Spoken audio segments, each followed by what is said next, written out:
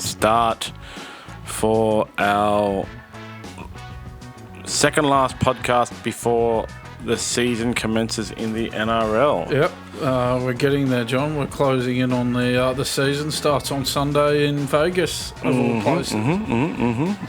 Finally got my day organised for that. How was your weekend? Yeah, good. Thanks, John. I did get up to watch the World Club Challenge, and just couldn't believe the robbery of Penrith by the match officials. It was quite extraordinary. I know we try and look past the match officials having an influence on the result. We try our best to look at other factors. But it was just really hard to escape that yesterday morning, John.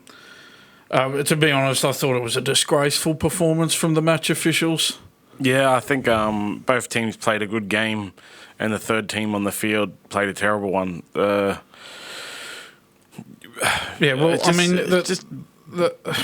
Belies belief. Like, I just couldn't. The Jake Wardle try for Wighton, which ended up being the match-winning try. I looked at the replays repeatedly, John. It's hard to imagine how the referee could send that up as a try to the video referee. He was nowhere near the try line, and it was a double movement. I know the in-goals are really small in the Super League because they use soccer fields or whatever the reason is. The in-goal's so small, but that doesn't mean the referee should extend it outside the posts. Like, he was a good 60 centimetres away from the try line when he went down, and then just crawling forward, and the Penrith players are trying to stop him from crawling forward, and he just crawls forward and goes near the line. Yeah. I don't even think it finished over the line, near the line. Yeah. And he awards a try, and then it goes upstairs with no evidence to overturn it. The evidence is right in front of you. The evidence was there, and the video referee gave the decision before he looked at all the angles. The decisive angle came after he'd given the decision, so it was incompetence from the on-field referee giving a try when... How could you give that a try? It was nowhere near the line, and it was a double movement. And then the video referee, his job is to look at all the angles, and he didn't look at all the angles and gave the decision before the very clear and decisive angle showed that the ball was nowhere near the try line. As Phil Gould actually said in Channel 9 commentary, you could build a block of flats between where the ball was and the try line. I think it was a very good line. Yeah. That was... that was a terrible decision. And as I said, that turned out to be the winning try. And then we had that Liam Martin strip, John, which in the World Club Challenge they were using the international rules, where if there's two or more in the tackle and they fall off and there's only one left, well, you can still pinch the ball. Those other defenders had clearly fallen off when Liam Martin stripped the ball, so the one-on-one strip should have been allowed. He was deep in Wigan's half with that strip, would have given Penrith a huge chance to score if play was allowed to continue, so they were robbed of that late opportunity. That was with Wigan leading 16-12 late in the game at that stage. And then, look, the Taylor May no try on full time. John, if you look at that decision on its own, I think it's probably 50-50, to be honest. But if you're giving the Jake Wardle one as a try, you can't possibly give the Taylor May one a no try, because at least Taylor May was over the line. Jake Wardle wasn't over the line. Taylor May got over the line. Yeah. So that's the idea when you score a try, to get over the line. And the referee sent that one up as no try. But very strangely, after sending up the Jake Wardle one where he got nowhere near the line up as a try, it was clear that was a try. But all of a sudden, when Penrith are in the same scenario, he was definitive that it was a no try when he got over the line. And then we got that line, the video referee said there was insufficient evidence to overturn it. The video referee just hides behind that line. It's just... You couldn't give the Wardle one and not give the Taylor May one. If you're going to give the Wardle one, then the Taylor May one had to be a try. I thought they were both no try. to be honest. That was my thought. Like, both of them were no try. And as you said, but if you're going to give the first one, you got to give the second one. Yeah. But then the strip was the completely wrong decision. And in that Dragons-Tigers game, there was a kind of similar, not very, like, fully similar, but kind of similar, where it was clear that the Tigers had pre-planned it. I can't remember who the player was that actually stripped the ball, but it was Appy Coruscant and another Tiger players in a tackle on Eisenhuth. And the other player gets his hands around the ball while Appy is making the tackle. And then as Eisenhuth's knees hit the ground, Appy fully strips and then yelled out something to his player. Like, it was so clearly like a set thing they had done, right?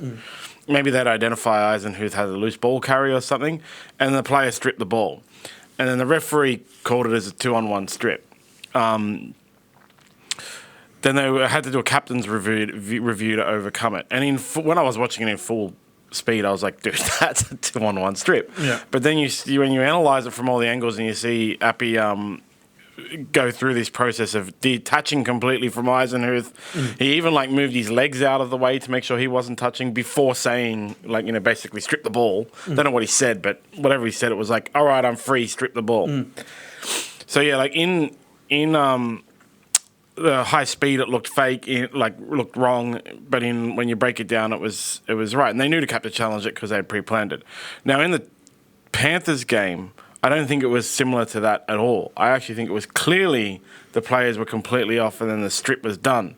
So I can see over the weekend 2 strips, right?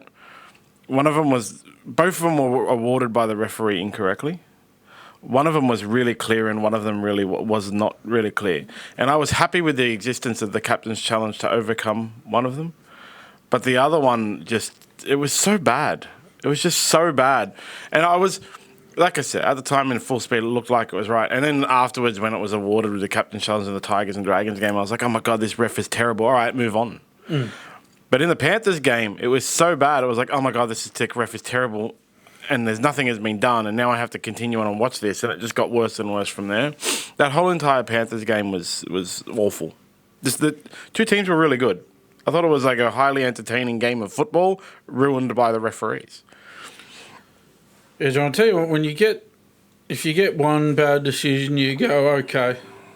If you get 3 like that, and you got English referees that all go in favour of the English team, you do start to wonder a bit, John. It was just awful. Like, really, they ruined a good game of football. And, you know, just the other day we were talking about we would prefer it if they were 75% right over all the stoppages and video interference and all that kind of stuff over 95% right. Yeah. They don't have to get it right.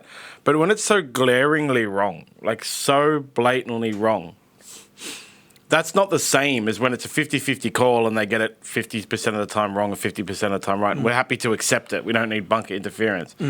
This is absolutely insanely clearly wrong. And if that was an NRL referee, those referees would all have been dropped for the next couple of games. And that's the thing, John. 2 of these 3 decisions we're talking about, the video referee was used. So, I mean, it's not as if we were saying in our last podcast, we'll back the refs who make a decision and don't rely on the technology. Well, the technology was used in 2 of these 3 instances and they still botched it. Yeah, so, and that's what is wrong with the technology. Like, they still... So, like the Panthers' last second try, the decision to award no try... And then the video referee decision to back up the on-call field referee is like right, I believe, like right, standing alone. But based on the other one, you have to award it because it was more clearly a try. And like I said, video referee was used, got it wrong. And the first one especially was not a 50-50 call they got wrong. No. It was a 99-1 they got wrong, okay? I'm sure if you went deep into it and looked at it, there was maybe a penalty, because there's a penalty in every tackle. Like there is. Yeah, it was a double movement as well, John. Yeah, not only did they not get to the line, it was a double movement. So it was a double movement try where they didn't even get over the line, and it was given. And like I said, it ruined a very good game of football, I thought. And John, I don't like if you're going up to the video referee, I don't think you can then go, there's insufficient evidence. No, it's your decision now. It's been thrown up to you. You make the decision based on what you can see. Don't hide behind the referee's on-field call. If the video ref's going to hide behind the referee's on-field call, well, why have the video ref? Yeah. Just have the referee make the decision. Once it goes up to the video ref, John, I don't think the video ref can then say, "Oh, there's insufficient evidence." That's the video referee hiding behind the referee. Remember, it used to be that the referee on field didn't make a call, and they would say, "I don't know." Send up to video ref, and then sometimes it was on a rare occasion, the video referee would be, "I don't know either. Yeah. It's your decision." Yeah. And that was one of the reasons. Yeah, that they decided to change it to the on-field referee has to make a decision before, and that wasn't the solution. I think that wasn't the solution to this issue. This is the whole problem. We've talked about it. This is the whole problem with the video referee and technology being in the game. The game gets held up by the technology, and they still don't get it right with use of the technology. So this is a clear case of an argument against the use of technology. You don't get it right anyway with the technology, so why hold up the game?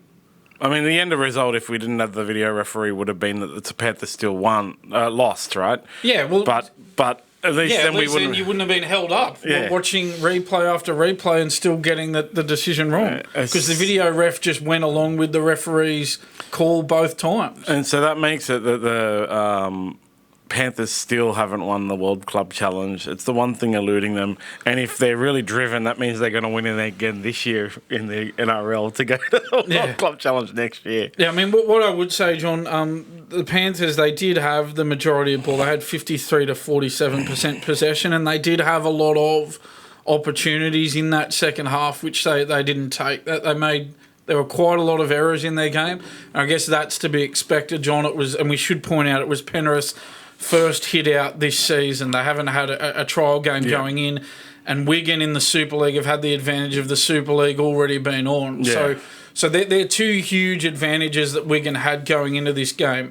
They had games beforehand to get prepared that Penrith didn't have, and Penrith had to acclimatise to English conditions, and obviously Wighton didn't have to do that. So we need to point all that out, but I think the World Club Challenge should be changed to the end of the year instead of the beginning, and when neither season is on, and then they could go alternate between countries as well. And that's the other point to make is that the World Club Challenge this year, it doesn't have the 2023 teams. That we've got the 2024 squad. So players like a Stephen Crichton, for example, who's now gone to the Bulldogs. Well, he doesn't get to play in this when you go, well, but he was part of that team that won the premiership. So if you did have it at the end of the season instead, you would have the same team that won the grand final as well. So that's the other point. It's a lot weird about the World Club Challenge. Like, even the existence of it is kind of weird. It's not fair. It's not fair on the Australian team under these circumstances. The fact that the English team already kicks off their season beforehand, and the Australian team has to acclimatise, and it's out of season. They haven't played. They've lost players. They haven't played a game going into it. The Australian team under these circumstances is at a huge disadvantage, and that's why it can be hard to take this concept seriously. If one team's at a big disadvantage, not only with that, with the referee as well, and the match officials, it really tilts it in the favour of the English side. Australia normally wins. It's just Penrith can't seem to represent Australia very well in the end. That World Club Challenge. Have Penrith ever won a World Club Challenge? I don't think they haven't. No. So they're the only ones that haven't, right? Well, that's the thing. One of these, obviously they won 3 premierships in a row. One of the World Club Challenges, I think it was the 2020. One got cancelled due to the COVID pandemic, and the 2 that they've played in since they've been beaten. So in this run, Penrith haven't won a World Club Challenge. In fact, they've never won a World Club Challenge, John. Yes, because they didn't win in 2003 either, yeah? No, 2004, because it was after. Yeah, that's right. Yeah, so shocking refereeing. I'm sure we'll be discussing more and more during the year in the NRL, shocking refereeing, because that's what seems to get talked about most in the NRL. But on to the other trials over the weekend. I watched the Dragons and Tigers one. I also watched the Bulldogs and Sharks one. And I watched some snippets yesterday. Was it yesterday that the Raiders and Cowboys were on? I think it was yesterday. Yeah, it was yesterday. So that Dragons game, I have this thing. So the Dragons actually looked really good, okay? But I can't decide, is it the Dragons made the Tigers look terrible or the Tigers made the Dragons look good? Honestly, both of the teams, it was a super high scoring game, like 38-14 or something like that, you know.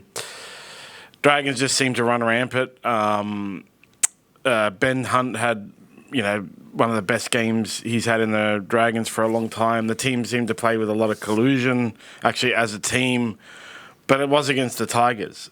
And it's kind of like you can get the worst rugby league team in the world, so the Tigers, and get them to go and play, the worst Jersey flag team, and the Tigers will look like superstars. And that's, I don't know, I can't tell actually if the Dragons are actually looking good or the Tigers are still looking really bad, to be honest. From what I read about the game, John, it sounded as though a lot of it looked as though, looking at the team list, it looked as though both teams were pretty close to full strength. Yeah, they were, But I did read that, as expected in these games, that many of the starters, left the field and it was left up to the younger players to finish the game off. You put the question on the rundown, did the trials show anything, John? Well, what I would say is they're not trial games for the players on the fringe. For the players on the fringe, they're an audition to see if they're going to be in the first grade team for round one. For the established stars, they are just a trial game. Yep. For the fans, I think, to be honest, they are just a trial game. The only ones it's not a trial game for are, as I said, the fringe players and also the coaches, because the coaches want to look at those fringe players and see the makeup of their 17. To be honest, Sean, I wouldn't read too much into the game. But I thought, you'd rather have a win than a loss, right? Yeah, absolutely. So Tyrell Sloan was terrible at fullback last week against the Rabbitohs, botching a whole bunch of chances. But he was really good. He's much better. I guess I can't really tell. He was much better against the Tigers. Now, was it because the Rabbitohs were too good in enforcing errors, or because it was the Tigers are so bad enforcing errors, or was it that he actually was better for the Charity Shield, hit out, improved, dusted off the cobwebs and stuff like that? I don't know. So, yeah, that's what I mean. Did the trial game show anything? I'm kind of leaning in this. I used to think, it was funny because the Rabbitohs would always win the Charity Shield, basically. I think I've only ever been to one Charity Shield in my life where the Dragons won. Rabbitohs, even when they were really bad, they used to have this saying: when the Rabbitohs are doing well, the league was doing well. It was just a myth because the Rabbitohs never did well. Yeah, they didn't back then, John. Yeah. So, I watched the trials and what it would be was what I felt it kind of showed, because you go there, they weren't televised. Was it would show how enthusiastic your team was going to be for the year. That was what it said, how committed they are. And to be honest, the Tigers and the Dragons game, both teams looked committed. In the Rabbitohs and the Dragons game, both teams didn't. But then I moved over to the Sharks and the Bulldogs. We can move on to the Sharks and the Bulldogs. I thought both of those teams in the Sharks and Bulldogs game were lackadaisical, not trying. They just looked like they didn't want to be there. They looked like they wanted to get off the field the whole time. And it was all the players. Yeah. And if that's what it shows, are the Bulldogs going to go well? It ended up being 12-6, right? Yeah, 12-6 to the Sharks at Belmore Sports Ground on Friday night. One thing I'd say just before we get into that Bulldogs-Sharks game was I think it's also we're talking about the trial games, John, and the mentality of the players in the trial games. I think it's in their subconscious that it's a trial game as well, and as you just said before, they're trying not to get injured. They're trying to preserve themselves. And so that you need to take that into account too. The players in their heads are probably only going at about 60 or 70%. That their main priority is not, especially for the established players, different for the fringe players, they're going all out. But the established players, John, I think it's in their heads, right, I just can't get injured in this game. And that needs to be taken into account. They'll all be up for round one, but in this game, the priority for those players is not getting injured. Yeah, well, only the Broncos and the Roosters won both their trial games in the preseason challenge. Teams that, people having the eight, like the Sea Eagles who won last year, the preseason challenge, lost. They got the wooden spoon this year in the preseason challenge. And that just shows what a joke it is in the sense that, the Broncos and the Roosters are two Vegas teams who, that wouldn't have had anywhere near their best side. No, that Roosters Rabbitohs games was full of guys I'd never heard of. I think that just shows, it's good for. So the Broncos won that preseason. Yeah, they get $100,000. It's good for them. Another $100,000 for them, but. Aside from that, I don't think it means a whole lot, John, apart from, as I said, those fringe players. So now, looking at this Bulldogs game, I was worried about Blake Taaffe at fullback there, John. He made 4 handling errors. He looked down on confidence. And John, I think Serraldo is going to have a look at it. He's going to have to weigh up, do I have confidence in Taaffe to play fullback in round 1? I think he's going to really have to. He's really going to have to consider making a change there before the first game as well. I don't know if I'd be waiting until he has a couple of bad games in the regular season. That's where the trials come in handy, John. You can have a look at players and see who's up for it and who's not. And I don't know if Blake Taaffe is, John. Well, I don't know. I kind of found like everyone was terrible. Yeah. That Sharks Bulldog. I don't know if other people might have liked it or whatever, and maybe it's because I'm neither a Sharks fan nor fully a Bulldogs fan, but I found the game to be like it looked like players who were, to me, it looked like players who knew that they had already won the wooden spoon, or they'd come 17th and 16th. No, there was no point of the outcome of the game, and none of them were trying.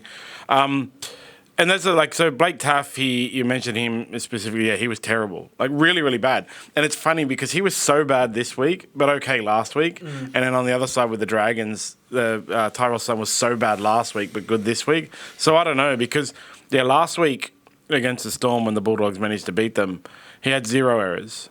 He played the full 80 minutes, and then this week he had 4 or 5. He had four errors. 4 errors against the Sharks. I think the next most errors were a few players had 2 errors, John, so he made twice as many errors as anyone else. And it just sort of stands out when a fullback makes errors as well. Terrible. He drops some high balls, drops some kicks. It just stands out, John. He had a real shocker of a game. You just notice, all right, some others made errors. But again, as I say, he made 4 errors and no one else made more than 2. So I'm sorry, but that's just going to stand out. Yeah, absolutely. That's just the way it is. So then, John, we look at, this is the thing, John. It's not as if they don't have other options. They got a very strong back 5 this year. In the team I had in my season preview, I had Crichton at fullback, Adokar and Carraz on the wings, Burton and Connor Tracy in the centres. Now, it looks as though they're set on Burton at 5'8". Yep. Even if you have him at 5'8", John, you've still got other options. You had Blake Wilson on the wing and Bronson Xerri in the centres in that game against Cronulla. So, Crichton could move to fullback and Bronson Xerri could play in the centres, John, if you weren't going to go with Blake Taaffe. That's certainly an option. This is the issue I have with Crichton playing in the centres, John. According to reports, he's on $825,000 a season. Josh Adokar is on $550,000 a season. So that's, if Crichton stays in the centres, you got $1.38 million spent on 2 players who are not in the spine, John. This is my issue. I sort of think that the skipper, the new captain, Stephen Crichton, I think it's time for him to step up and go, right, I'm going to lead this side from fullback. I'm going to take on a new challenge here. I'm more in favour of, weakening the centre positions a little bit to strengthen the fullback position than I am of. It feels like Blake Taaffe's only getting a gig at fullback because they want Stephen Crichton in the centres. And I think you've got to prioritise the spine positions, John. They're the 4 most important positions on the field. Stephen Crichton was the other player to highlight. He had a terrible game. He barely touched the ball. He barely ran. He barely made tackles. And he wasn't on for that long, though, I don't think. Yeah, to be honest, John, I don't think that's right. They all have 80, I think that's a bit lazy from the NRL stats people. But he only ran the ball 3 times. So, well, that's even more of a reason to have him at fullback. Yeah. You want him getting his hands on the ball even Blake more. Taaffe touched the ball 14 times, at fullback and dropped the ball 4 of those. That's the thing. You'd much rather Stephen Crichton be touching the ball 14 times than Blake Taaffe. Yeah, 100%. And, I thought Stephen Crichton was average anyway the time he was on the field. I was watching it with the sound off as well. This is part of the issue, isn't it, John? A superstar signing like Stephen Crichton, you need him in the game. You need him touching the ball. You can build a team around your centre positions, and stuff like that. But that means you have to be going to your centre. We've discussed that before. You have to be going to your centre. And if you're not going to your centre... So Stephen Crichton, say he played 10 minutes, right? So in 10 minutes you got 5... on average, around 5 sets. 1 set a minute, swapping the ball back and forth. On the occasion, no time to score. Just say he only played 10 minutes. And if he only touched the ball or had the ball 3 times, then that's not enough in 5 sets. You would want him, if you're going to build a team around a player, you want him to touch the ball every set, right? And if you're not going out to that centre, that side more often, then you've got to move him to somewhere where he can float on both sides of the field. So maybe he is a thing for fullback. The only issue I would have with Stephen Crichton at fullback is positioning in kicks and defence. Can he do it? I don't know. I mean, he's a footballer. I just think it's worth a gamble. I think it's worth a gamble on that if Blake Taffe's your alternative. Obviously, if you had a better option than Blake Taaffe at fullback, then fine to leave Crichton in the centres. It's to me, it's just because I've just lost confidence in Blake Taaffe after that trial game, John, and I think you've got to act on that. I don't think you can just allow... But that's the purpose of trials, right? Yeah, exactly. Why have the trials if they've got to have some purpose, right? And as you say, it's because you need to get a look at who's up for it and who's not up for it. I've seen centres move to fullback and be really terrible before. The Dragons, or Nathan Brown moved Mark Gasnier to fullback a few times, and it was just terrible because of the responsibilities of the fullback. How many times has Stephen Crichton played fullback? I have no idea. Can he play fullback? I have no idea. It's only one way to find out. Yeah, and that's what I was going to get to. The only way to know is to put him there. And like I said, even if he was only on the field for 10 minutes and had 5 sets on average and he only touched the ball 3 times, I would expect he should touch the ball almost every set if he's on for a short period of time. If he's on for a longer period of time, not every set, but you would expect him to touch the ball a lot. And we talk about, what are the trials there for? That's what annoyed me about Serraldo the other night, John. Once he saw that Taaffe was down on confidence, he could have moved Crichton to fullback and tried it out in a trial game, giving him a run at fullback. But he didn't. He just took Crichton off. He didn't even experiment.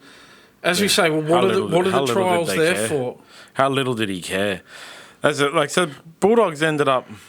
Well, they're currently sitting 3rd in the Telstra Premiership. I don't think that's going to last too long. That doesn't count. It's all 0 games. Yeah. Bulldogs ended up 9th with 1 win, 1 loss. They had a good win against the Storm, but it was like a C team with Ryan Pappenhausen. They scored some points. Their total points scored. Their 4 was 30 total points, but they let in 24. And that was about the end of last year was like, remember? I've touched on it before. Bulldogs were scoring heaps of points at the end of last year. They had one of the worst attacking stats in 2023. But at the end of the year, they were scoring heaps of points, and their matches were like 36-30. And I kept saying every week, I was like, you can't score 30 points and still lose. They clearly had the worst defence last year. Yeah, so we have to see what happens round 1. The teams for the Bulldogs won't be named until next Thursday. Because Tuesday, maybe? Well, the original team will be... the original team will be named next Tuesday. Team finalised positions will be next Thursday, and then the actual team will be an hour before. What day are the Bulldogs playing? I think they got Parramatta on the Saturday, I believe, John. I believe it's the Saturday 5:30 game. Yeah, so you won't know 100... Well, you won't know 100% where Steve Crichton is playing until they come out onto the field and the ball gets kicked. But the Bulldogs are currently paying $2.70 to win that opening match on Saturday at 5:30 p.m. at Parramatta, with the Eels paying $1.47. And I don't know. How did the Eels go in the trials? I don't know. I don't care. But yeah, we got to see what happens with Stephen Crichton and the spine at the Bulldogs. But if Stephen Crichton hasn't played any trial time at fullback, I don't know what. That's the thing. I mean, he didn't play the first game, so there was an opportunity there for Serraldo to go when Taaffe was struggling. Serraldo to go, right, we're going to give Crichton 20 or 30 minutes at fullback and just see how it goes. But he didn't use that opportunity. Yeah, that whole match was like just really shocking to me. The attitudes, the look on the players, like hands on hips, like they just no. But the Sharks as well. That was probably my least entertaining game of football I've watched all the preseason. Yeah, it wasn't flush, John. No, it was terrible. I only, to be honest, John, I only watched it for the sake of the podcast. I thought, I'm doing a podcast. Yeah. I need to watch my team play their trial games. I was watching I ended up not watching all the Dragons game, by the way, because it just got it was one of those things where I'm not interested in a smashing as well. Yeah. So we have to see what happens. I just try. We just had the discussion. Trials don't mean everything, but to be honest, I just thought I needed to vent. I just needed to say something. I don't think you can just. Like 4 errors for a fullback. I don't think you can just let that slide, John. I think you got to speak up when that happens, and you got to call for a change to be made, in my view. Yeah, we'll see what happens in round 1 next. Not this Saturday, the following Saturday.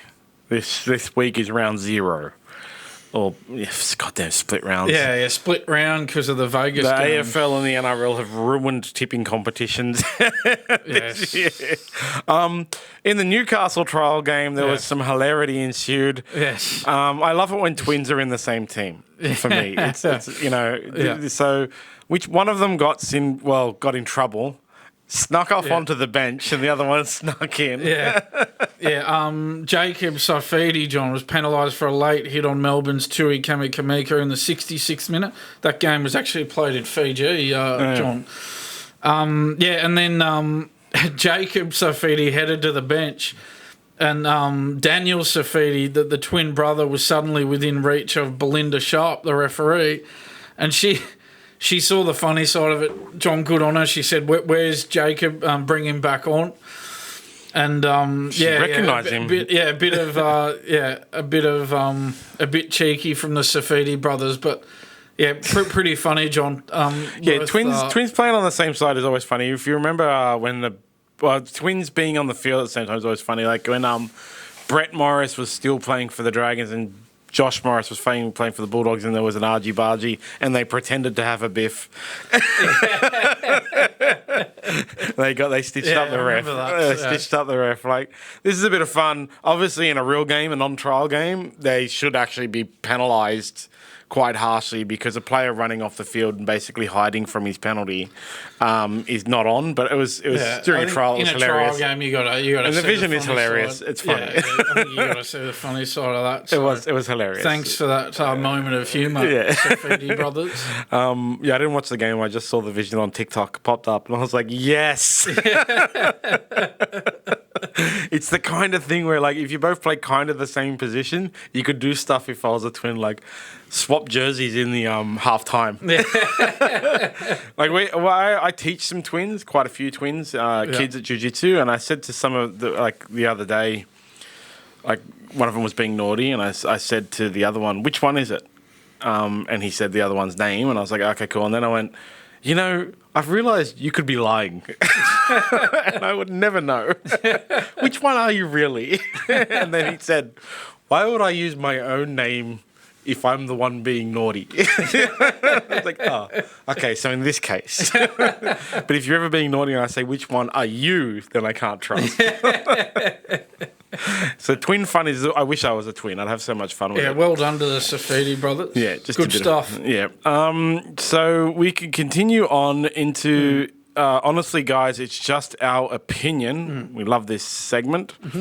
Is the NRL's push into America good business or a waste of time? Yes.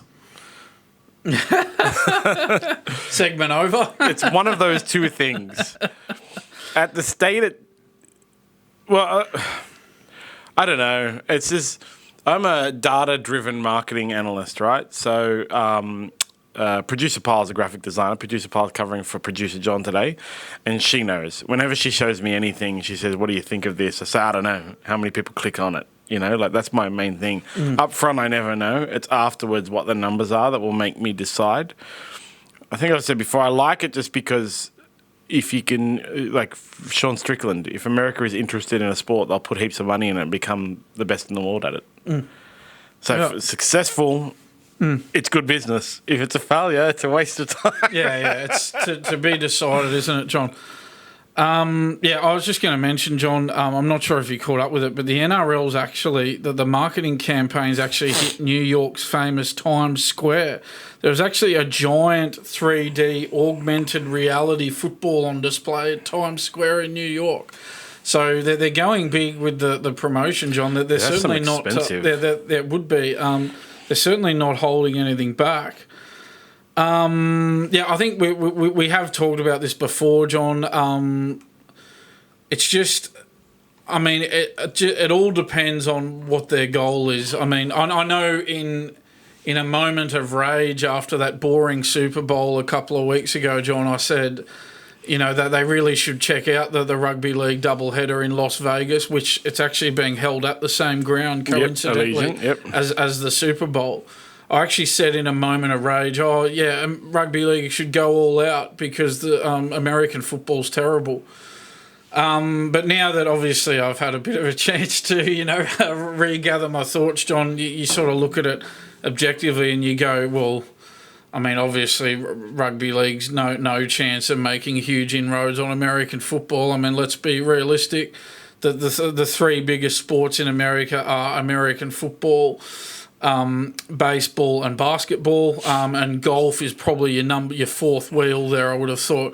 As I said before, John, even a sport like tennis with a long history in America is now just seen as sort of a boutique hobby sport in America and is not really taken much notice of by many Americans.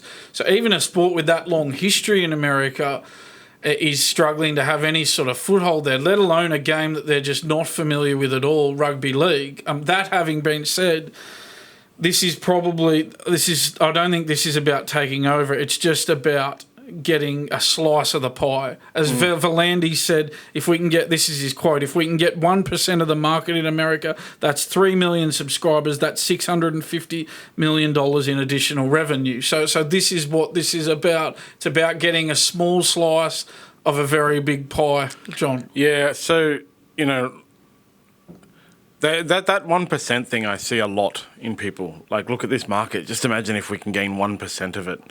And it always sounds good. To me, it's like I've seen, people looking for investment, things like that, pitch that as well. Like, this is a $10 billion market if we could just get 1% of it. But even clawing 1% of a market away from other things, especially in sport, is very difficult.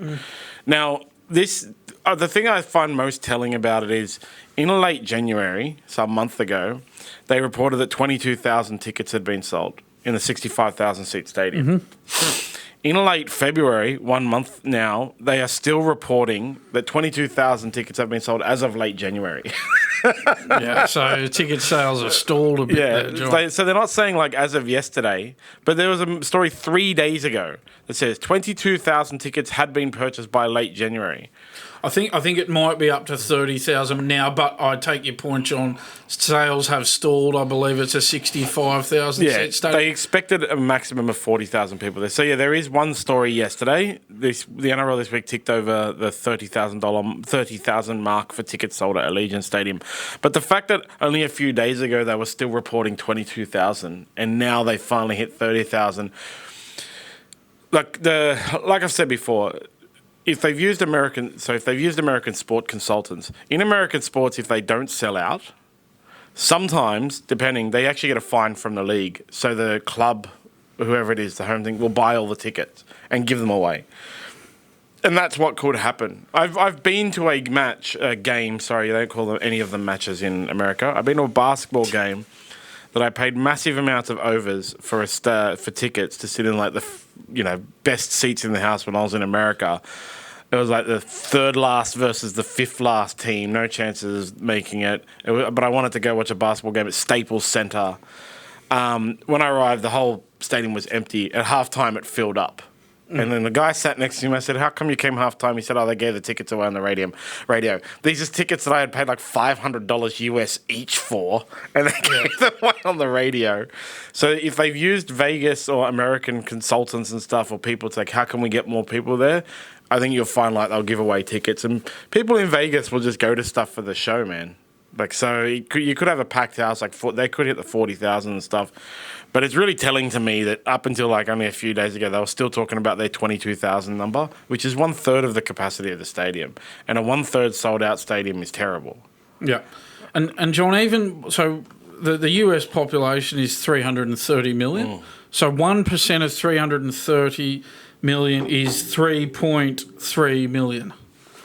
So getting that much traction is going to be very challenging, John. Yeah, it's easy to say percent. It's easy to say percent. Yeah, but when you got a country of 330 million people, 1% is a lot of people. Yeah, I like that. There's if we could just tap into 1% of the Chinese market, doesn't matter what it is. If we could tap into 1% of the Chinese market, we'd all be billionaires. But can you? No, because it's and John, of there's 30,000 tickets sold. A good chance those 30,000 are just people living or people who will be there who are from Australia or New Zealand who are familiar with the game. Yeah, 100%. The idea that you'd have a lot of Americans going along out of curiosity, I think it's wishful thinking, John, and I think if you're trying to get 3.3 million interested out of 330 million, I think it's very ambitious, I would have thought, John. And Volandis has also said, and Craig Gower mentioned it in our podcast the other day as well, John. He wants to unlock that the NRL want to unlock a new international betting market as well. The gambling. It's always about gambling. So look, it's hard to know,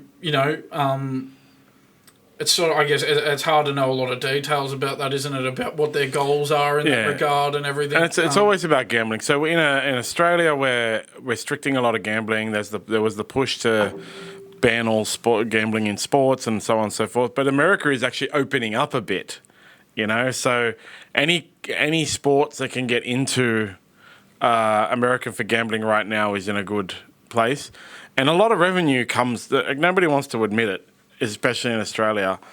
And the clubs won't admit it, the sports won't admit it, stuff like that. A lot of their revenue comes from gambling, and that's like my conspiracy theory. Is that's the reason that legislation didn't come in. It was meant to come in December that they were going to ban sports gambling in sport. They ban gambling advertising in sports. And a whole bunch of the gambling agency bookmakers quickly renewed their contracts and extended their contracts and put new contracts in place with their organisation, like PointsBet Stadium and stuff like that. And what that would have done is they have just suddenly banned it, is all of that revenue for clubs, which filters down to juniors, organisations, which filters down to clubs, which filters down to juniors, would have been lost. And so the government would have then had to step in and give that money. And they don't have the money. So they didn't put that legislation in place from December the 26th, no more gambling advertising in sport. And put my TikTok conspiracy theorist hat on, is that's a lot what the American push has to do with, right? Because they don't have to get 3.3 million people actually in America. I mean, you can talk about 1% of the market because he wants to, like I said, they never talk about gambling. Craig Gower mentioned gambling, right? Yeah. They don't have to get 1% of the American public interested in rugby league. What they have to do is replace the millions of dollars in revenue they're going to lose from gambling advertising. And it's easier to replace money in a new and emerging market where legislation is being loosened than it is to find a new way to get the money. So they're going to lose all this money. They are going to lose all this money from gambling revenue in Australia. Go to America, replace that money, because they're not going to be able to find the money in Australia. It's tens of millions of dollars they make, in revenue from gambling in Australia. There's a reason it's the SportsBet, rugby league. Like, it's the SportsBet all over the NRL website, all over the AFL website. It's because SportsBet gives them heaps of money. They give them heaps of money. All those clubs have the different bookmakers, sponsors. You have stadiums, PointsBet Stadium. There's another, I think, isn't the Townsville one as well a gambling one? I think that's Queensland. Is it Country Bank Stadium? I'm not. I don't know. I know there's like a few stadiums named after gambling. With bookmakers have the naming rights and stuff. So, yeah, like that's the kind of thing. It's a good business because they're looking to replace revenue. I think it's good business if they're looking to replace revenue because they have a high chance of replacing revenue. But it's a waste of time if they're looking to grow numbers. Yeah, you mentioned the Cronulla knew the PointsBet Stadium. Is that who it is? Yeah, Cronulla, you've got Bluebet Stadium that's at Penrith. That's the other one. Yeah, I knew there was another one, Yeah. So, John, you think that they're going to lose, obviously, sports better, pumping a lot of money in at the moment. You think that's going to... I think they need there's a massive push somewhere. Because in a lot of other countries, they're not allowed to have gambling advertising in sport. Because sport is on in prime time, and you aren't allowed to in prime time have over 18 advertising. There's no alcohol gambling anymore. It's not the VB State of Origin anymore. It's not the Winfield Cup anymore. Yes, okay, yes. Those days are long gone. Gambling is the next one.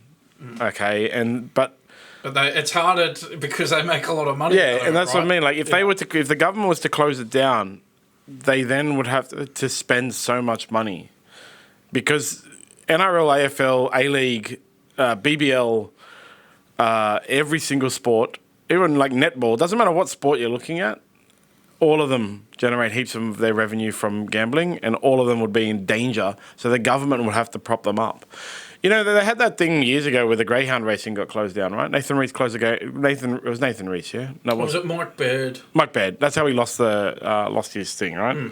So Mike Baird closed greyhound, then a few weeks later opened it again. That had nothing to do with anything other than money. Reopening was like, oh, crap.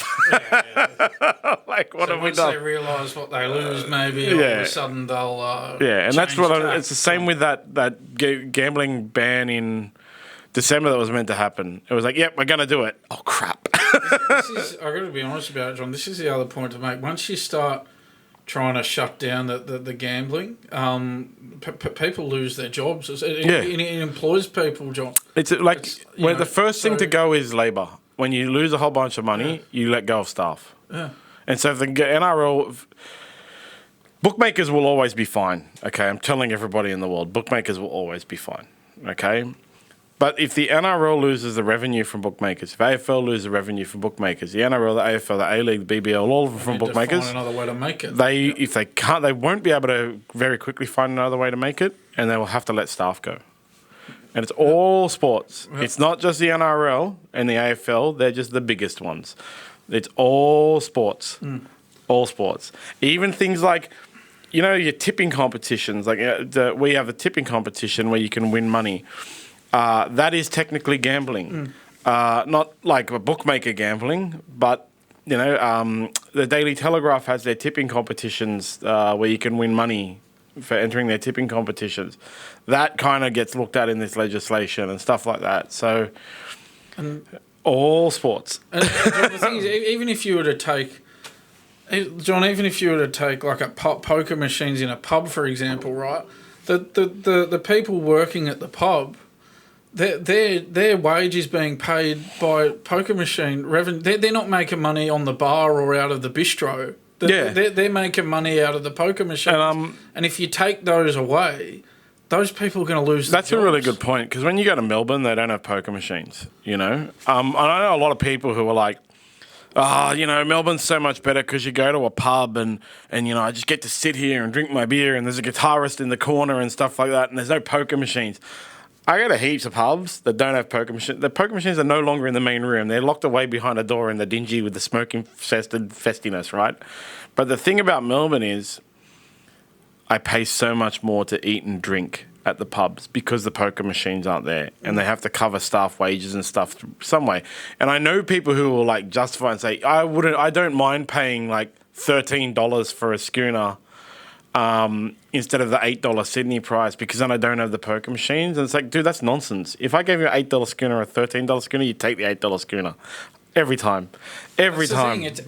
That's the thing. It's easy to get... And John, I know there are examples of people who have had real problems with gambling and they've lost their assets over it and had serious problems. And look, of course, that's terrible, John. No one likes to see that happen to anybody. But for every action, there's a reaction, John. If you were to ban... Like, again, if you were to ban the poker machines, if you were to ban, betting on sports and on racing in pubs as well, well, all of a sudden, the guy behind the bar pouring your beer, all of a sudden, he's out of a job. The people working in the restaurant, the bistro, they're out of their jobs. As you said, the $8 schooner becomes a $13 schooner for the bloke or lady walking in wanting a beer. Yeah, I really love Canterbury Leagues Club, right? It's the Canterbury Leagues Club. It's a classic example of exactly that, right? Canterbury Leagues Club has poker machines, heaps of them. I didn't even know. I lived in Bankstown for 7 years. 7 years. Belmore for 3 years before that. So in that area for 10 years, okay? And Canterbury Leagues Club was our go-to, right? When my dad had come for dinner on Thursdays or whatever, we go to Canterbury Leagues Club. Family had come and they added the playroom and it was awesome. It's so good. There's like kids' playroom there. There's like bistro. I have meetings there. I go for Bulldogs in business there. Got a long relationship with the Bulldogs. Everything. I only found out, seriously, no word of a lie, 2 years ago they have poker machines. There's poker machines upstairs. I didn't know, right? And that's like that. I have no issue with gambling. Obviously, there are predatory practices that should be taken care of, and obviously, I feel bad for anyone who has adversely affected by gambling. But I have no issue with alcohol. Same thing. Predatory practices. Sorry for anyone who's been issued. Smoking, anything, right? They need gambling in sport because the Canterbury Leagues Club is awesome. They have a kids' room. The food is cheap and good. They have nice restaurant, they have cafe, they have a gym in there, they have beautiful parking lot, they pump a lot of money into the rugby league club, everything. And man, no matter what you want to whine about gambling or complain about gambling, a lot of that money that they're giving to that and to keep prices down is from the poker machine upstairs. And that's why, if we get back to the subject, I think that the NRL is really going to Vegas for that gambling revenue as opposed to trying to get the 1% followers. Because America is really, really opening up their gambling. Gambling isn't legal in most states, in a lot of states in America. I don't know the exact statistics, so someone's going to go on the internet and go, you don't know what you're talking about. But I do know that there's a bunch of states that don't have gambling, and there's something in the air in America where they're going to be making it federally legal, which means the states can still block it. But it means if you are in whatever state blocks it, you can gamble out of state from inside your state. And it's all weird how gambling works, I tell you, the gambling licensing stuff. In Australia, it's super weird. And then, gambling companies give sporting organisations money for the right to allow people to gamble on it. You can't I can't slap up a bookmaker tomorrow and publish all the New South Wales horse racing fields. I can't. I have to pay New South Wales Racing to be allowed to even publish the fields, right? And I can't just slap up a bookmaker tomorrow and start advertising NRL rights. I have to basically ask permission from the AFL. That's why if you go to some bookmakers, they don't have markets on some of the lesser-known sports. And that's what it will be in America. We have per capita in Australia the highest gambling number in the world, but in America they got the dollar amount. We have 20 million people who bet whatever it is. I'm just making up numbers here. Don't go on the internet and complain about me. 25 million betting $10 a week. It's $250 million in gambling, if that was the thing. America has 330 million betting $10 a week as well. So $8 a week, $5 a week. $1 a week, still more. Even if they're 10% of what it's still more. So I think it's not a waste of time if they find other avenues for revenue. It's a massive waste of time if they're looking for fans. Is my end result. The other quote from Volandis, John, I'll just read it out before we move on. He said, "It's a big strategy. It's a big risk. I'm not hiding from that. However, the return is significant if we achieve it. It could be a game changer, not just for rugby league, but for all sport in Australia." So, yeah, that speaks to your point there. Yeah, how would it change all sport in Australia in any way except gambling? No. I mean, I think he's just saying that to be nice, absolutely. isn't he? He doesn't care. Well, he cares about racing. Yeah, because he runs racing, but he doesn't care about any sports. It's massive for racing as well, rugby league or racing. Yeah, so that's honestly, guys, it's just our opinion. In my opinion, it's good if they're chasing revenue. It's bad if they're chasing fans. What do you think? Yeah, look, in my opinion, to sum up, it's just, I mean, just don't sort of misconstrue their intentions here. Like, don't think that, you know, the rugby league's going to become bigger than American football in 5 or 10 years. I mean, it's just not going to happen. It's just not going to get anywhere near those top 3 sports in America or top 4 sports or top 10 sports in America. It's not going to get close to that. As I say, it's all about their intentions, and we know what their intentions are. Those are not their intentions to do that. Yeah. Their intentions are, to get a slice of that big pie. They're saying that it's 1%, and we know that gambling's got a lot to do with it, as we've just touched on. Yeah. So to sum up, just if you look at their intentions, you know, they might possibly be on the right track, and time will tell. Yeah. Yeah. So onwards, upwards, more still on the NRL. Oh, we should have moved this to the end of the NRL, but that's okay. We can continue on with NRL.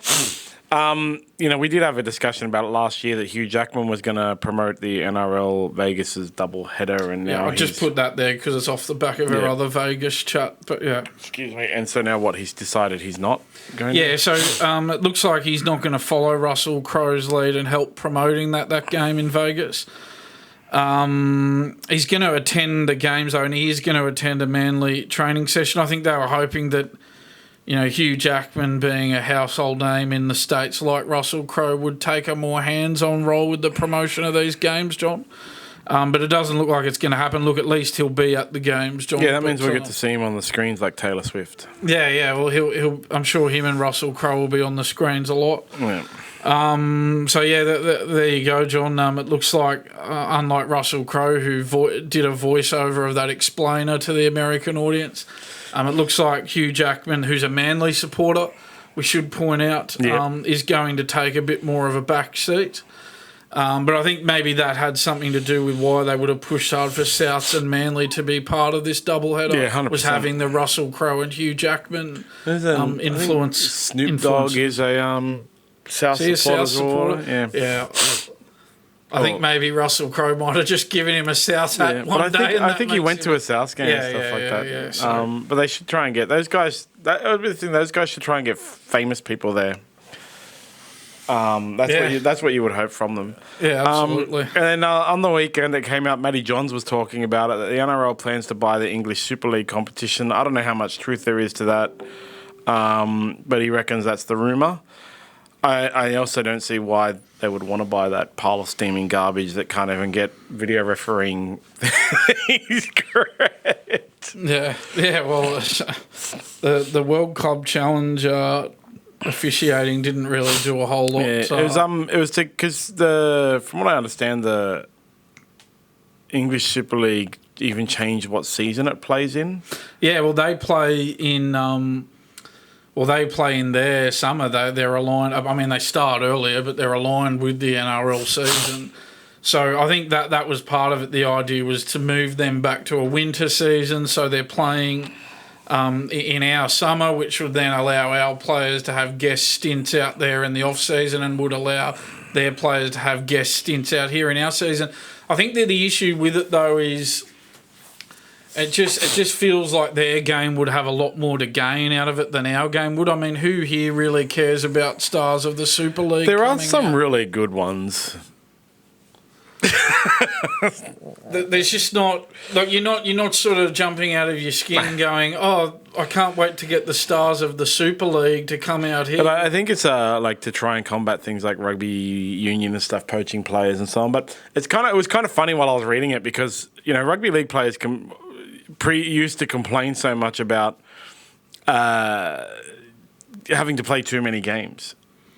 And now they're looking for ways to maximise their income by playing in other leagues. Yeah, that's the thing. Once more money comes in, you'd be amazed how the the 24 regular season game season is not so much of an issue, and we can play more if there's more money on the You remember Andrew Johns did it? It was awesome, actually. He went and played for Warrington. Yeah, in the middle of the NRL season. Well, not in the middle of it, after finals or whatever. During finals, he moved over there after the NRL season. Yeah, because I think it was a case of Newcastle weren't in the finals. Yeah, that was the year they lost like 14 in a row. Then he came back from injury. 2005 it was, yeah? 2005, yeah. Carved up State of Origin. And then because their season had finished early, I think he had time to go over there and play for them for a short amount of time.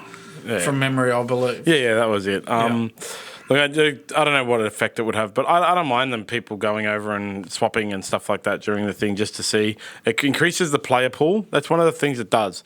If they can schedule it enough so that there's enough games for both ends, it increases the player pool for both competitions and enables a faster expansion of teams. Because that's always a massive risk. If you expand into too many teams and you don't have the players to cover them.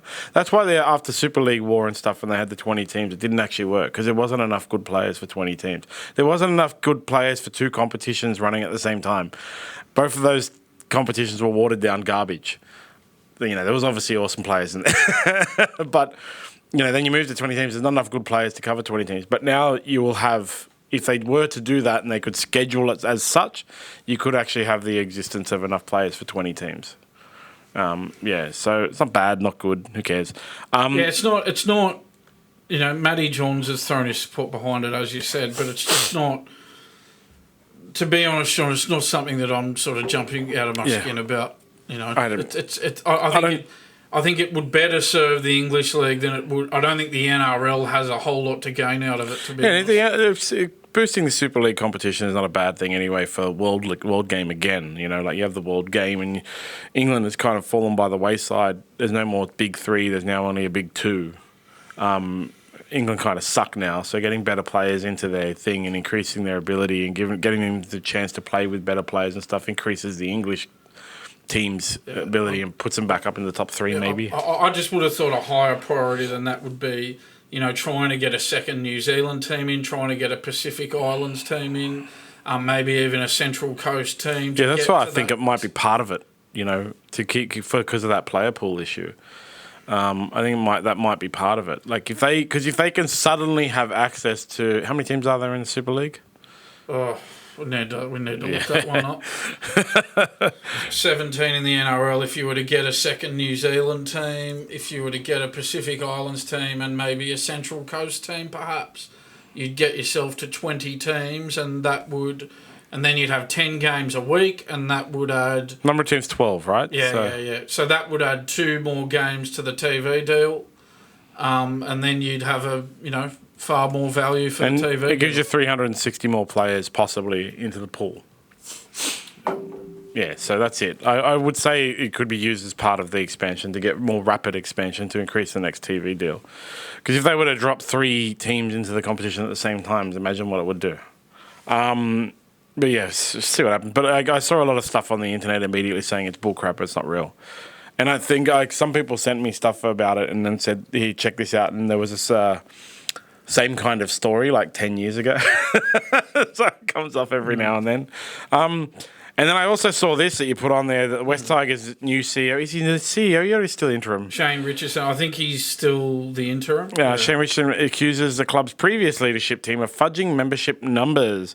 Once more showing the club's previous leadership team the club was justified in getting rid of them. My understanding is what they were doing was using non-paying juniors. Yes, 9,000 of them. As member numbers. Yes, and saying that, so you including 9,000 non-paying juniors who don't pay the club any money at all, and saying that they've got 20,000 members, so that's, it's a clear misrepresentation of their true I'd like to know members. 2 things. Yes, so apparently they only have 11,000 members, which push them at right at the bottom of the thing. I would like to know 2 things. Is it enforced by the NRL that you have to report proper numbers? Well, this is the thing. It's in the NRL's interest for the clubs to have high membership numbers. And then, if it is, does every other club do the same thing?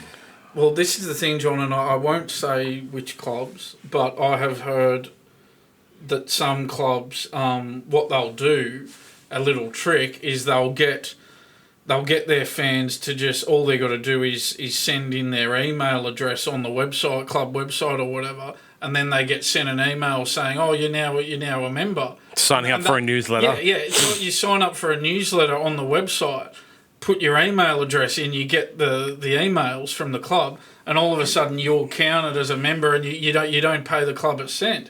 So they use those tactics to get their membership numbers up. The West Tigers are not the only ones, John. Let me make. Yeah, that's what I mean. If it's the NRL requires them to report truthfully, and the West Tigers are not reporting truthfully, what are the NRL going to do about it? And are they going to go inspect everyone else? Well, no, because it's in their interest for the numbers to look higher. And so then, why would they do anything? I'd like to know. So then you move on to other sports. I'd like to know if the AFL how the AFL are reporting numbers as well and things like that.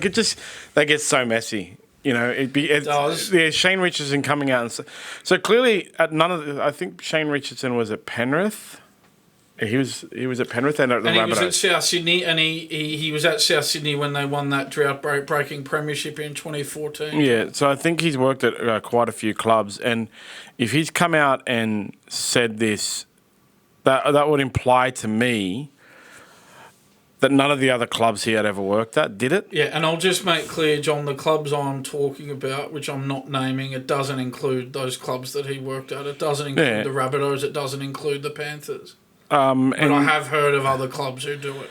So it kind of says to me that those clubs don't do it. And again, like I'm really curious as to not just how many clubs do it, but how many other sports do it and what it is like. In the end, what is the purpose of reporting your membership numbers? Probably just you just want to look good, don't you? Yeah, well, I can, I've got 20,000 than to say I've got 11,000. I can go and buy 2.9 million email addresses for $250 from the internet. You know. Yeah.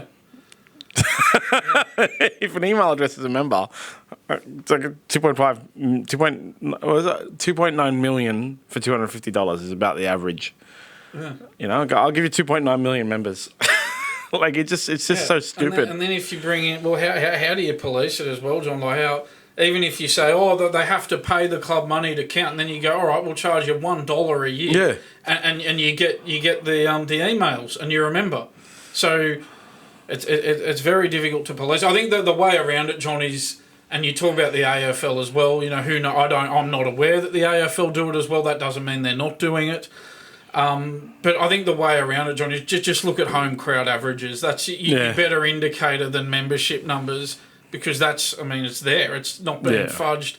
The crowd figures are the crowd figures. You know, I know some NRL clubs were known to fudge their crowd figures, but I don't believe that's possible anymore, John. I don't think that happens anymore. It happened in the past. So there was a couple of years ago, there was a Reddit thread about certain clubs, again, I'm not going to name them, who fudged their crowd numbers, and a guy used video footage and, like, not hand counted, but used a computer tool to count from the games how many people were in the crowd, and then compared it to the published crowd numbers, and it was out by like 80% and stuff like that on some games. So I don't think, because they now have, I think they have counters in stadiums, John, where people scan the tickets and it's automatic. No, but I'm talking, this was still only a couple of years ago. Yeah, right, okay. So it was still going on. But from what I know, John, I don't think they can really get away with that anymore, fudging those crowd numbers. I think it's pretty accurate these days. I know, and there was like 10 years ago, one of my mates who worked at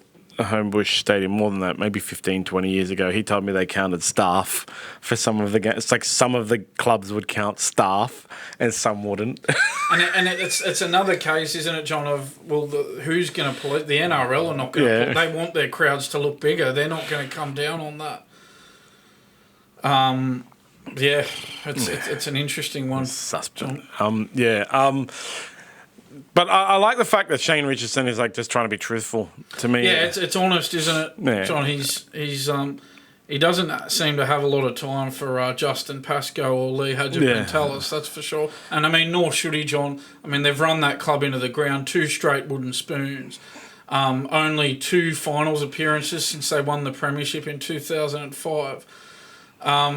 this is a club that's, on their knees. And he even he said, well, we're like a recovering alcoholic. The only way to start to, make a recovery is to first admit you have a problem. And he's done that on the club's podcast, I believe. He said, look, I'm admitting we have a problem, and now we're taking steps to address it. And good on him, and good luck to him. Yeah, I hope the Tigers go well. Yeah. And then, so when was it? Earlier this year, Jack Wighton decided he was going to unretire from rep football, and there was some news reports by some news reporters saying that the reason he retired from rep football was because he had a falling out with Brad Fittler, and now that their coach has been replaced, he's unretired because he doesn't want to work with Brad Fittler anymore. Jack Wighton obviously has spent some time centering his thoughts and deciding how to respond to it. And he said it's a complete load of shit. A quote, direct quote. Yes. That's what he said. I believed it at the time because his retirement from rep football was suspect. Well, it coincided with, Fittler was still there when he retired, and now Fittler's gone. All of a sudden, he's, there's, talk that he's thinking about a backflip and coming back to rep football. So you sort of can't really blame that speculation, John. It seems to be on point. Maybe he's thinking. Maybe he, as you said, John, he's given it some thought. Maybe, and again, I don't know anything. It's pure speculation. But maybe he's thought, look, I don't want to be known as a player who has falling outs with coaches. So, I mean, it doesn't cost him anything to say this about Fittler. What does he care? He's got nothing to do with Fittler now. It's easy to come out and say, I've got no problem with Freddie. Perhaps it could be that, John. It could be, look, I don't want to be seen as this player who has falling outs with coaches. It wouldn't be in his best interest to be seen as a player like that. Yeah, and that was one of the things that we discussed at the time as well. Like, would Michael Maguire want him in the squad if he's the kind of player who has tantrums and retires? Because the coach doesn't pick him. And obviously Fittler wouldn't mind. I mean, Fittler would like him coming out and saying, I've got great respect for Freddie. It's got nothing to do with Freddie. So that's the thing. Even if this is not true, that he's got no problem with Fittler, I mean, it makes him look better and it makes Fittler look better. So no one's exactly going to come out and say, this is garbage. You had it in for Freddie. That's why you retired from footy. Yeah, exactly. So I think, as you said, he's sat back and gone, well, what's my best way of responding to this publicly? And he's come up with that solution, John. Yeah, it's a good solution. And it's in his best interests, I would have thought. Yeah. And finally with the Rugby League, the voice of Rugby League, who isn't the voice of Rugby League anymore, sadly, Ray Rabs Warren has been honoured with a Lifetime Achievement Award by the Australian Sports Commission. That is a well-deserved achievement award. Football just isn't the same without Rabs. No, there's the commentators that are there at the moment, they're just nowhere near as good as him, John. It's just, you feel like since he's retired, the game's sort of lost itself to a degree. He's the GOAT. Yeah, I think we can safely say that. John Ray Warren's the GOAT of rugby league commentary. I don't think we're going to get any arguments on that one. But a really good honour for Ray Warren. Given a Lifetime Achievement Award by the Australian Sports Commission. John, he's known as the voice of rugby league for obvious reasons. The game hasn't been the same without him since he retired. Called a whopping 99 State of Origin games and 45 first-grade grand finals, John. If only they could get him back for one more State of Origin. Wouldn't it be nice if he just called the Origins and the grand final every year? Even if it was just... Forever. Even if it was just that, John, nothing else. He funnily once said, amongst my friends, we have the thing, because one of his lines many years ago was that he said the player was watching the ball like an eagle hawk. And so we still use it to this day. And then I found some red wine called Eagle Hawk wine. And I was like, look! So every time I drink it, I send everyone a photo. He also once slipped up and said accidentally said Carmichael Hunt's name wrong. Yeah. I'll leave that to your imagination. Yeah, I think people can work out what the slip up was there, John. But love your Rabs. We all miss you. There's some commentators that we like now, but none that the world loves as much as Rabs. And well done. That's it for Rugby League this week. There's been some cricket. Australia's clean swept New Zealand. Yes. Not a single New Zealand fan on my social media feed has said anything. They had a lot to say about Australia losing in the Pacific Cup Challenge, but where's your talk now, boys? But in it, Steve Smith has kind of... I don't know, man. Is Steve Smith a 2020 player? Well, this is the question now, John. It got out for 4 in that game on Sunday. Australia won the game by 27 runs. It was on Duckworth-Lewis method. It was a rain-affected game, John. Yeah, so Steve Smith out for 4 there, John, and got out cheaply in game 2 as well, out for 11 in game 2. So this is becoming an issue, John. Steve Smith's 2020 form is right off. He doesn't have a contract with an IPL franchise either going into that 2020 World Cup in June. So he just seems to be on the outs in the 2020 World arena, T20. John. So... Yeah, I mean, there's other, you got David Warner, you got Travis Head, you got Mitch Marsh, all firing, Glenn Maxwell, Josh Inglis, Tim David. The sort of the door is closing on Smith in the 2020 arena. Cameron Bancroft can get a look into the 2020 squad. No. But yeah, so then they're onto the tests now. There's 2 tests. Which will be more interesting. When do they start? Start on Thursday, I believe, John, sweet. 29th. I've got to try and work out a way to get them on in the office. Hopefully we can get a new IP address by then. 2 tests, because they're on during the day. That'll be on Thursday while we're on. Yeah. So, and then... sorry, I was just going to say, John, as well, Pat Cummins is also... under a bit of pressure as well. Nathan Ellis and Spencer Johnson have emerged as real threats to that Cummins, Hazelwood and Stark combination in the 2020 side. So that's the thing, John. You sort of think of Steve Smith and Pat Cummins being picked on reputation alone in the 2020 side. I think they're going to have to just be honest with themselves, and go, look, we need to pick our best 2020 team going into that 2020 World Cup, and if that means we have to leave out some players picked on reputation, well, so be it, John. Yeah, it's a World Cup. We need to win. We need to win. So we'll see what it's... we'll see how even... Steve Smith's been down in form in all forms of cricket, kind of. Apart from that good innings he had against the West Indies in that Test match where he made 90, on that day they got beaten. He's really struggled in all forms of the game for a number of months now, John. But yeah, and there's not any more games for him to get form given IPL starts. And he doesn't have a contract. He doesn't have a team. But yeah, Ellis, he took 2 for 16 from 3 overs in the second game and none for 11 off 2 in the third. And I know that doesn't sound like much, but on that ground at Eden Park, it's so small to go for less than 6 and over in a 2020 game.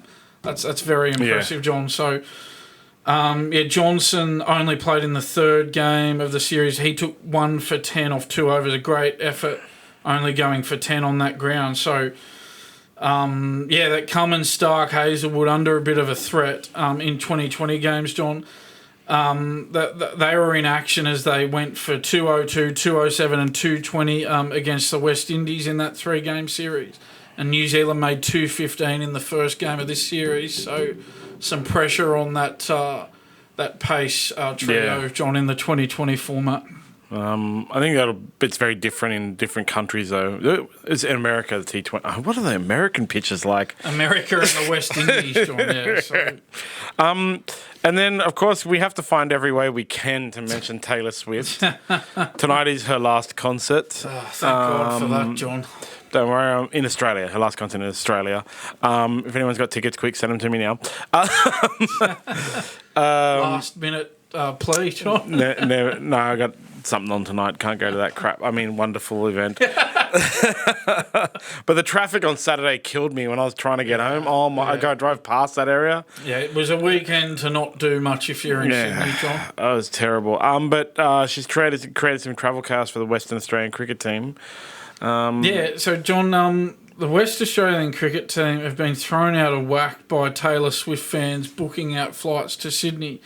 The plane was split onto planes flying from Perth via Melbourne and Canberra on Friday, arriving at the Sydney hotel in the early hours of Saturday morning as a result of obviously the high demand for flights to Sydney, John. So there you go, John. WA fast bowler AJ Tye said, and I quote, "It would have been nice if Taylor Swift had sent a private jet over for us, seeing as she's cost us a direct flight, but that's okay." There was also rain. Yes. But Taylor Swift does have a private jet. There's a massive outcry about her private jet use as well, like she did some... She lends her private jet to everyone and expels more emissions into the atmosphere than like the next 20 private jets around the world. Isn't she a climate change apologist? Yeah, of course, yeah.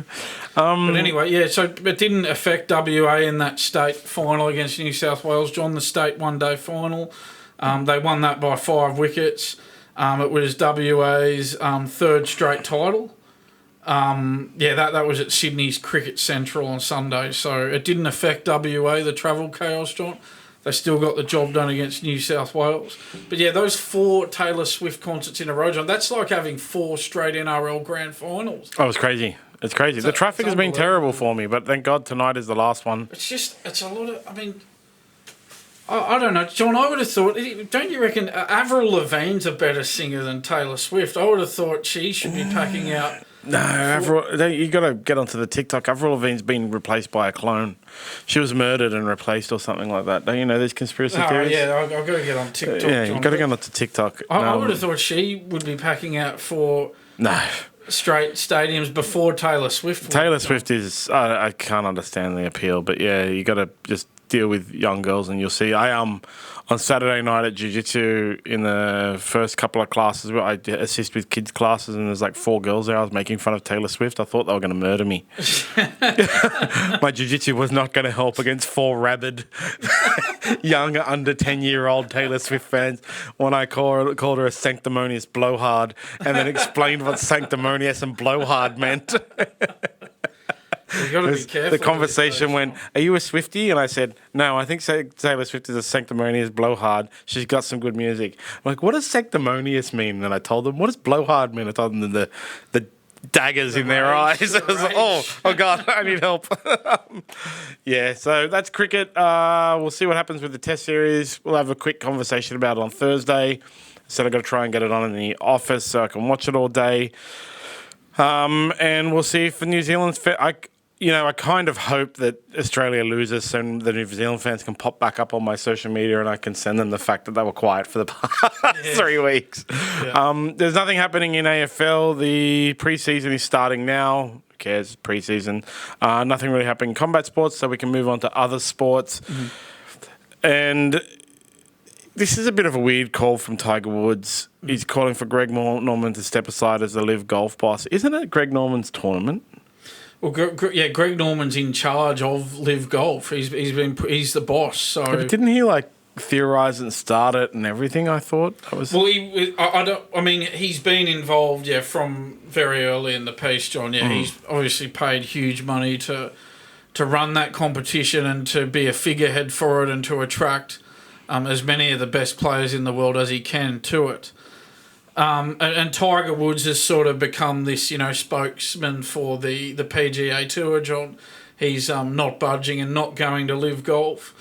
I guess, and I said this about Rafael Nadal, John, when we talked about, how Saudi Arabia have seemingly recruited him as well. And there's obviously this speculation that, is tennis next? Is Saudi Arabia about to move on tennis like they have with the Live Golf? But again, John, it's easy for, and to be honest, I'm not a big fan of Greg Norman, John, for a number of reasons. I've done a lot of reading about him and watched documentaries about him. He's a bit of a weirdo. And there's not a lot of good you can say about him, to be honest, John. But that having been said, it is easy for Tiger Woods to bemoan Live Golf when he's already got a net worth of $1.1 billion US. he's not one of these players who needs to go to live golf. If Tiger Woods happened to not be as high profile as he is and didn't have the net worth that he does, well, all of a sudden, maybe if he was thrown a carrot by live golf, maybe all of a sudden he wouldn't be so moral high ground about live golf, John. That's one of the issues with live golf and the tennis and everything that Saudi Arabia does, right? Because they just have so much money that you can't complain about people going there, because no matter what, everyone has a price. And everyone can be really like sanctimonious, blowhard, Taylor Swift-esque and say, I wouldn't go there for all the money in the world.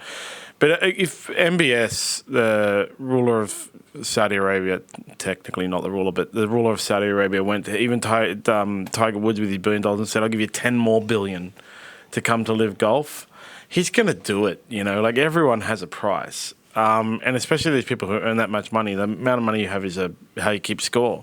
The biggest issue with live golf is the same as with the tennis. Like, it's...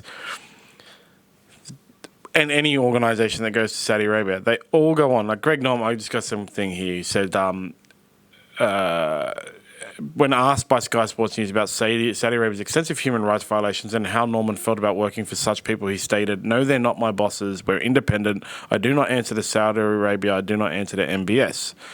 So Live Golf Investments is on the public record as being under the majority owner of Saudi Arabia's Public Investment Fund. That fund is controlled by MBS. So, well, there is a massive issue there because Saudi Arabia. And, you know, Tiger Woods can say whatever he wants. Like I said, it's all about money. And Greg Norman wanted the money, and they gave him the money. Rafael Nadal wanted the money, and they gave him the money. And they have so much money. Like I've said before, there is the rumours that Saudi Arabian guys like MBS laugh at those published richest man in the world. Elon Musk has $200 billion or whatever it is, and they laugh. They just think, like, that's cute, your little pile over there.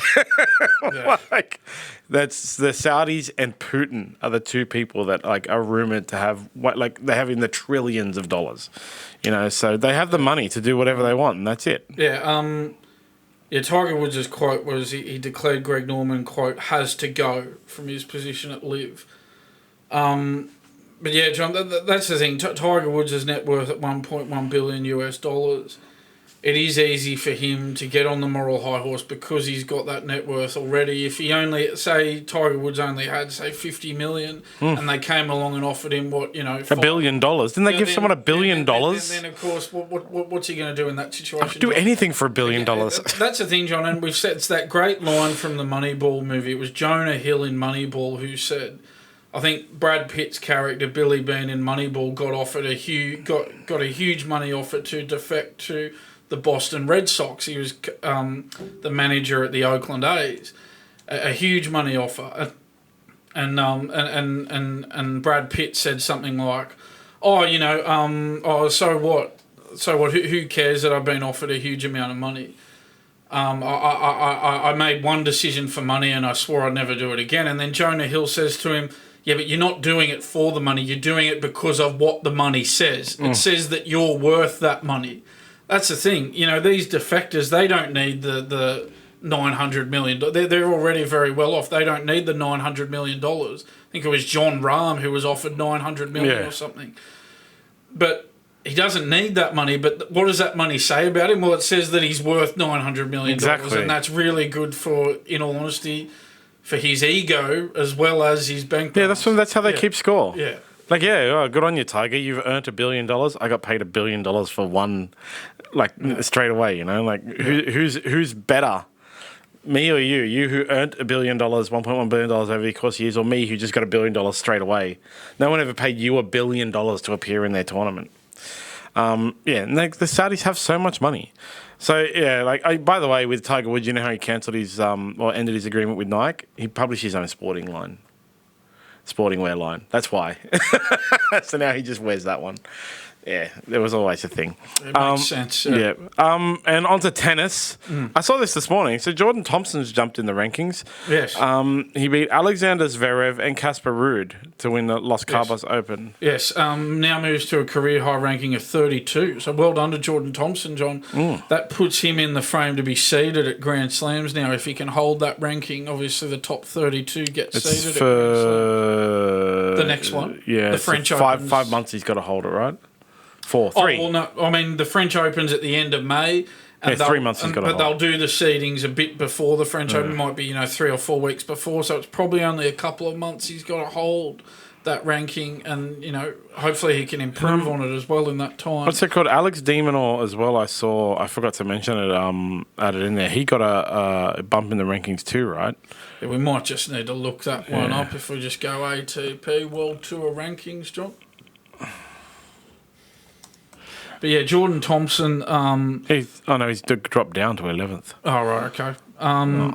So Jordan Thompson, it was a great comeback in the quarterfinal as well against emerging American Alex Michelson. Thompson came back from 6-love, 3-love down in that quarterfinal, John. That's a remarkable comeback. So he came back and won that quarterfinal.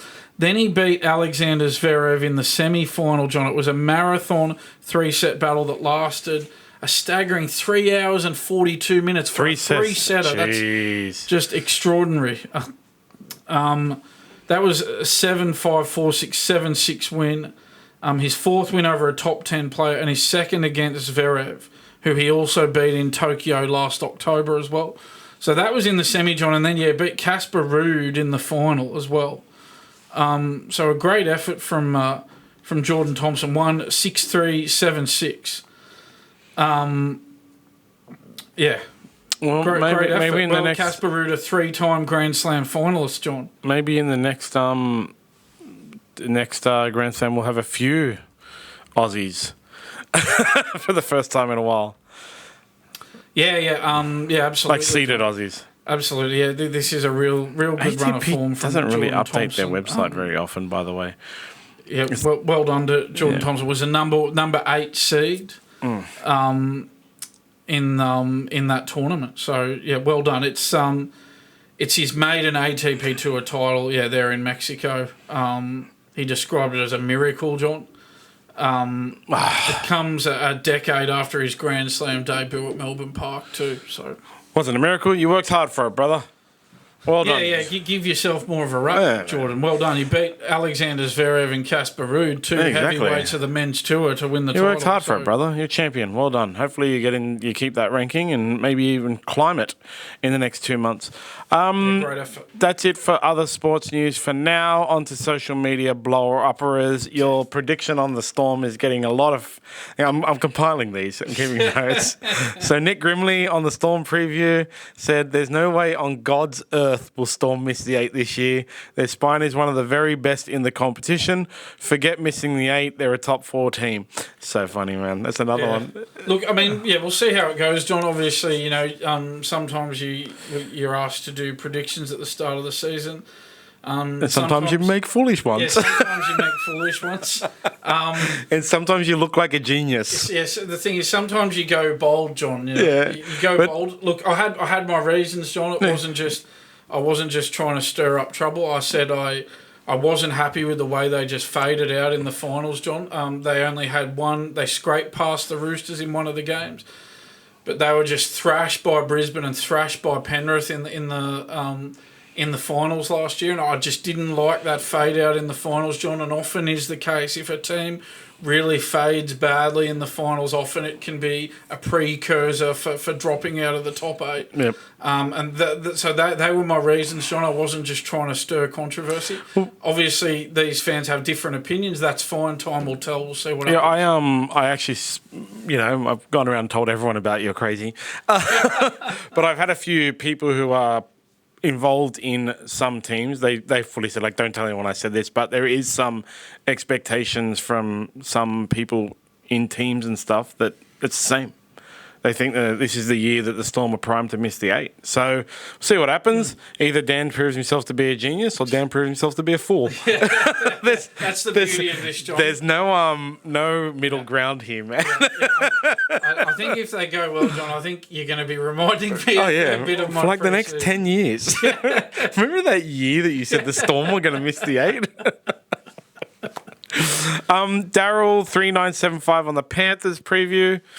Panthers have Origin hit them. They've had the injuries hit them. Not much went their way last season. They still keep winning. They don't have to get 4 in a row. They only need 1, and they already have 3.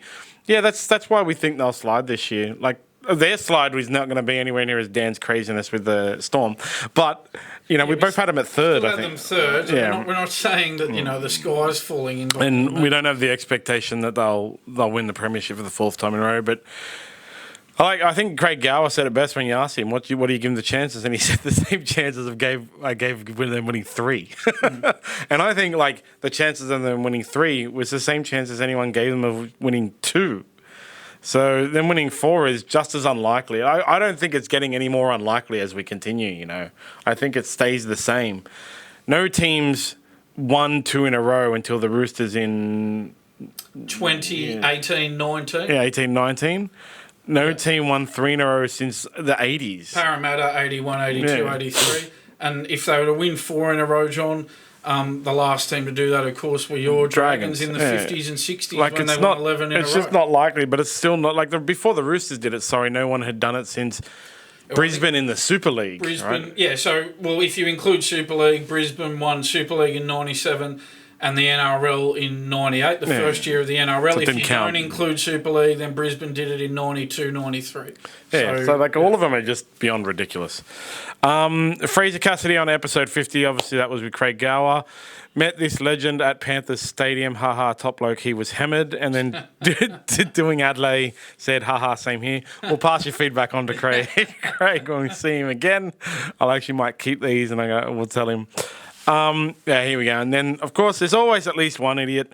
Emmett Raynor 8939 on the Knights preview. Tell me you don't watch the Knights without telling me you don't watch the Knights. We lost 2 first graders, Dom Young and Lachlan Fitzgibbon.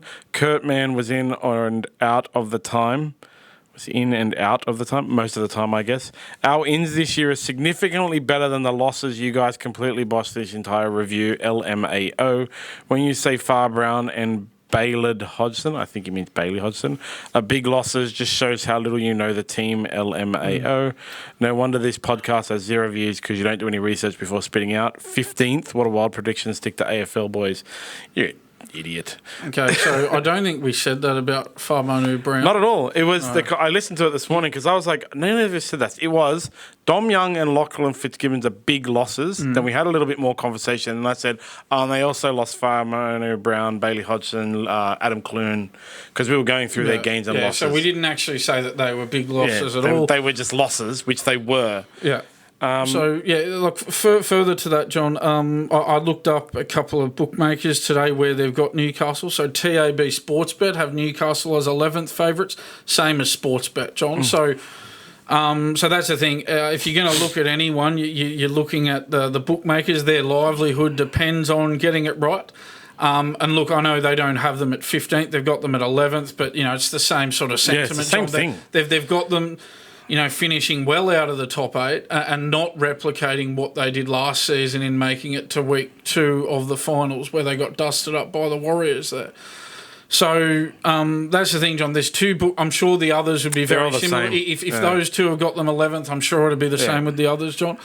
So Dom Young leaves. I don't think you can just brush over Dom Young leaving. He scored 25 tries last year. He was the NRL's top try scorer.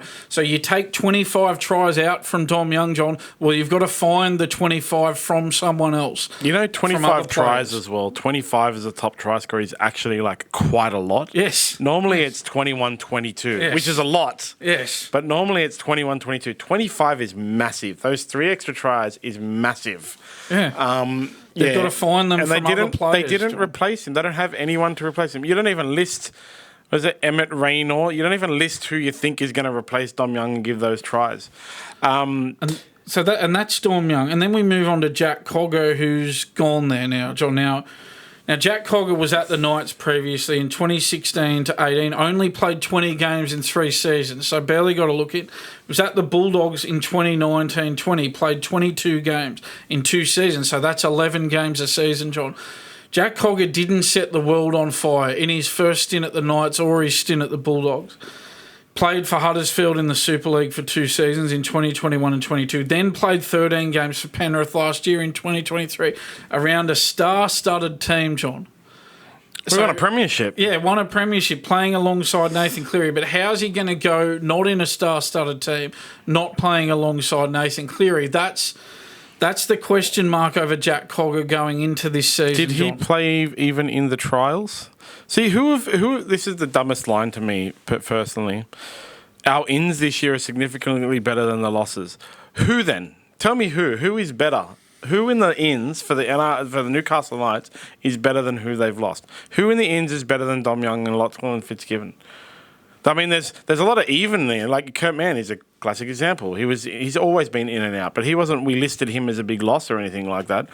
There's basically you replace Dom Young, Lachlan Fitzgibbon, Kurt Mann, Brown, Hodgson, a bunch of other guys with Kurt Mann, Brown, and a bunch of other guys. Like it's the same level there. There's no 25 try scoring winger that Knights have brought in.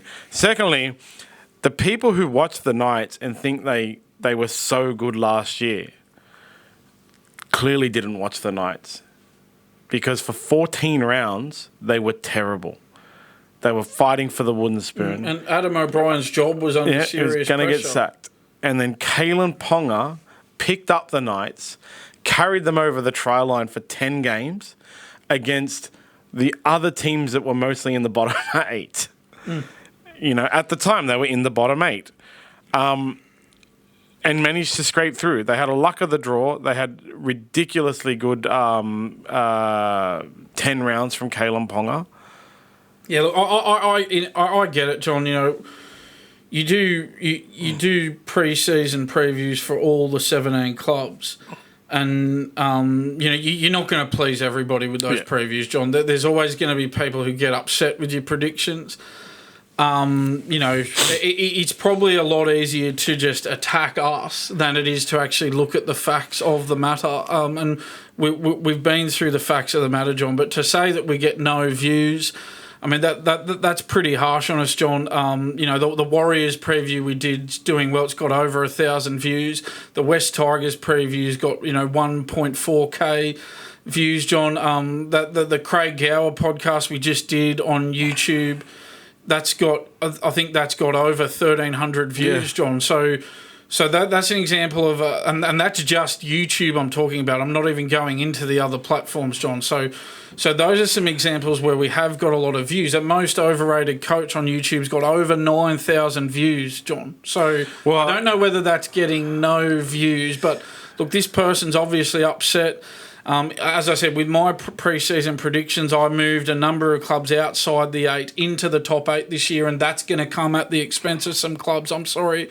And Newcastle is one of those. Look, as I say, this person's obviously passionate about their club. They're upset, but they're just not addressing the facts of the matter, John. I think the Knights, that may have been the first comment on the Knights preview as well, and it only has like 70 views, okay? That tells, because the way they work, those previews actually, is they're hashtagged with the name and stuff like that. So they will appear in feeds for people who follow that hashtag based on the algorithm. The views on the previews more tell me how many people are invested in their club actually. So when you talk about like the Warriors preview has so many views, like, and heaps of comments. That tells you that there are more Warriors fans watching YouTube than Knights fans actually. Yeah, and to give the West Tigers fans credit, I mean, I think pretty sure that preview has 1.4K views. That's cracking on along YouTube, as well, yeah. So you got to give them credit. I mean, we're not expecting them to do very well, but yet their fans are still heavily invested, John, and you got to give West Tigers supporters credit on that. Maybe old mate needs to go out and share his Newcastle Knights preview to a bunch of their fans, if they have any. I don't know. Do they have any? that's the thing, John. Look, all right, that preview may not have many views, but to say that we get no views, it's just not. It's just not accurate. Our dream team sits at 2,133. The best and worst commentators in cricket, like just going off NRL, 2,335. West Tigers 1,400, and those are just the shorts as well. Shorts are quite random. What you really want to do is look at the podcast. Our podcast gets on average between 1,100 and 2,200 views over the course of 2 weeks, and then it kind of tapers off. The Craig Gower is already at 1,400 after 1 week. All positive feedback. And the Craig Gower one only went up a few days ago, didn't it? Yeah, on Tuesday or something like that. So, as I said, a bit of an idiot. I understand you love your Newcastle Knights, but dude, just calm down. And if you're going to, honestly, like if you want to present how wrong we are, I would prefer you presented your counterpoints. Yeah, like it is an emotional Newcastle supporter, obviously. It's a lot easier to just bag us and give it to us, give us a spray, attack us, than to actually address the facts of the matter when they don't read the right way. Newcastle could prove us and the bookmakers wrong, John. They could go on and have a great season, of course. But, the indications are, as I said, it's not just us, John. TAB, Sportsbet and Sportsbet have them well outside the top 8 as well. So to just say that, we've got no idea and we get no views, I think that's very harsh, John, and it's not accurate. It's childish. Yeah. Then that's it for our social media blower-uppers for the week. We always have at least one blower-upper. Onto the housekeeping. Tipping competitions heating up. We are coming up to round 0. Split round nonsense. Yes. Make sure you create your tipping comp soon, or join a SmartB tipping comp to get up to $25,000 in prizes. Oh wait, over $25,000 in prizes? I can't remember, but $10,000 if you're the best, and $100 each week if you're best weekly. Pretty good. Sign up and you can win 2 tickets to Subversion. You'll also get a tip of the day, which is back to going well. And don't forget to tune in on Fridays to the SmartB Racing update. Mm-hmm. And, of course, follow at SmartB app on all social media. And we'll see you all on Thursday. Thanks, John. I'll see you then. Thanks, Dan. Thanks, Producer Pyle.